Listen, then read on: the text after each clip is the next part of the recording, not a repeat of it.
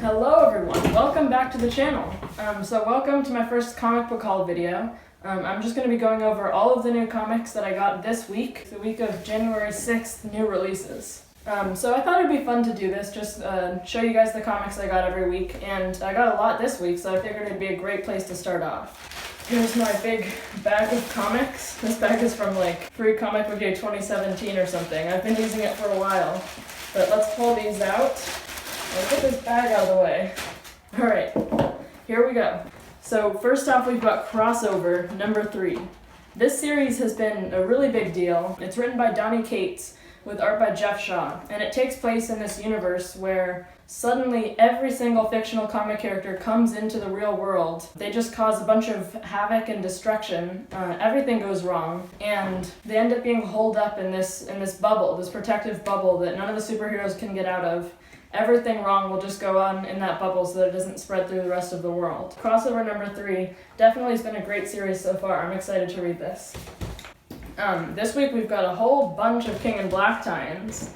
First off is Venom. So the Venom tie-ins just from the main Venom series are pretty important to the event, so this is definitely a must pick up if you're into King in Black right now. I'm not sure what'll happen in this issue because of what happened in King in Black number 2. You guys know what I'm talking about if you've read it. I won't get into spoilers. This is also written by Donny Cates. It's actually a big week for him. And yeah, Venom tie-in for King in Black. This is Venom number 32.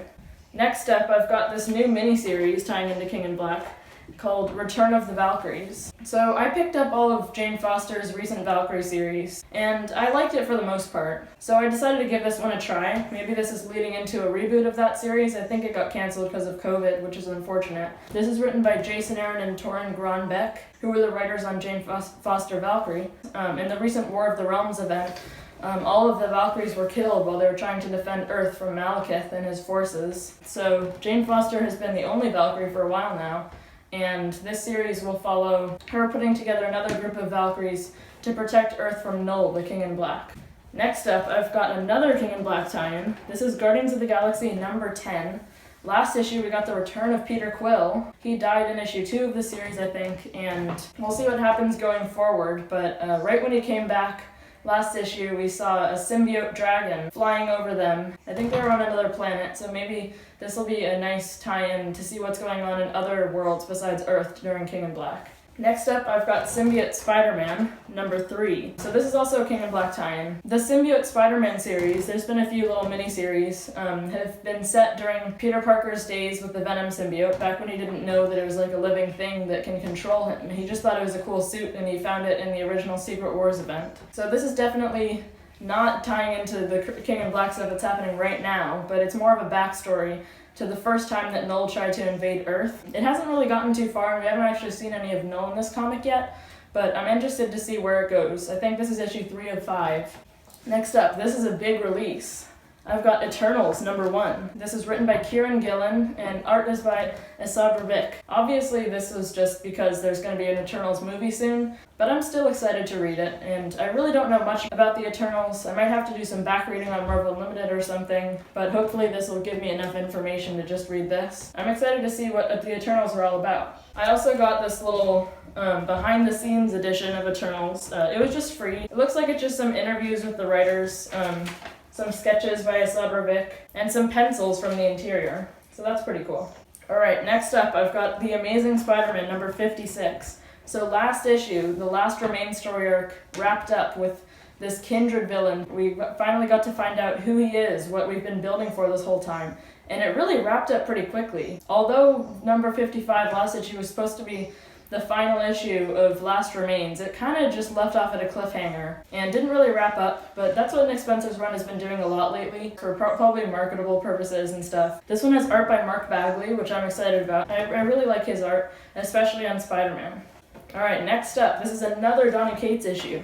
I've got Thor number 11. So this is part 3 of the current story arc going on, involving Donald Blake, Thor's human alter ego, who has been dormant in this other reality, this peaceful reality that he goes to when Thor takes over. Donald Blake, being in that pocket reality all these years, has made him go crazy, and he's evil. So he's made it back to Midgard, and last issue, the cliffhanger, we saw him going to meet Jane Foster, who he used to work at the hospital with.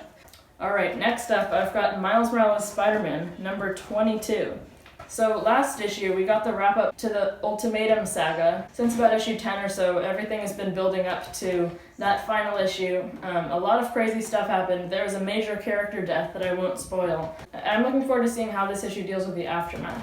This is written by Saladin Ahmed, and guest art actually on this issue is by Natasha Bustos. Alright, next up I've got Iron Man, number 5. This is the wrap-up to the first story arc of this new Iron Man series. It's been written by Christopher Cantwell with art by Cafu. I'm not sure how to pronounce that, but they're a new Marvel artist that's been doing some good work lately. So this issue should involve Korvac, who's been the villain in this Iron Man series. And this series has kind of dragged a little bit, and I'm not really sure where it's going to go, but I'll keep on reading and see where it turns out. Maybe this final issue of this story arc will be a big explosive one or something. I'll find out. But yeah, that's Iron Man number 5. So that was a pretty big week. I got a lot of great comics, and I'm really looking forward to reading them.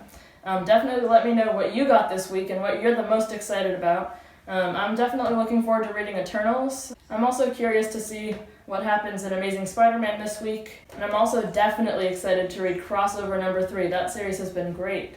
So thank you so much for watching, everyone. If you haven't already, make sure to click that subscribe button down below.